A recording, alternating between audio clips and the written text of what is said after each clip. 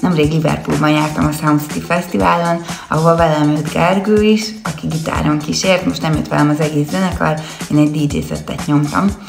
Azt tudni kell, hogy ő nincs oda a repülésért, de valahogy megoldottuk ezt a feladatot is. 3 hours later.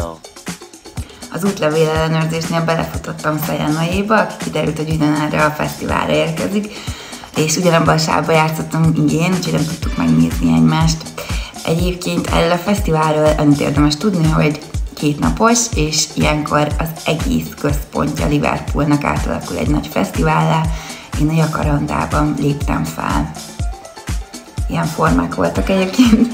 Utólag tudtam meg, hogy milyen kultikus helyen játszunk, ugyanis itt volt az első meghirdetett The Beatles koncert.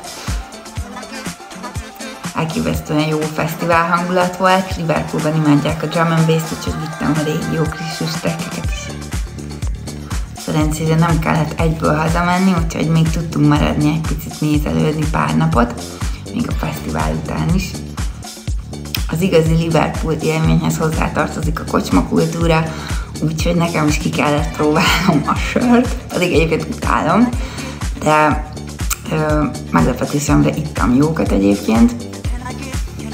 Jártunk a Cavern Clubba is, ahonnan a Beatles indult, itt pedig pont egy olyan parkba feküdtünk aludni, ahol egy esküvőt tartottak aztán később.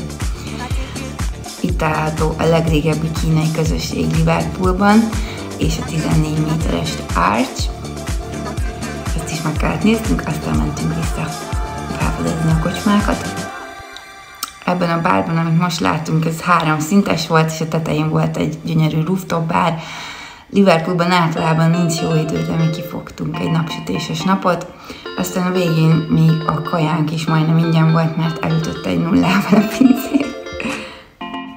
A liverpooliak magukat Scouseröknek hívják, ami egyébként vagdolt húsos főzeléket jelent.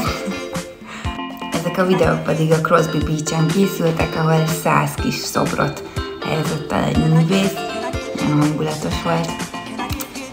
Sziasztok!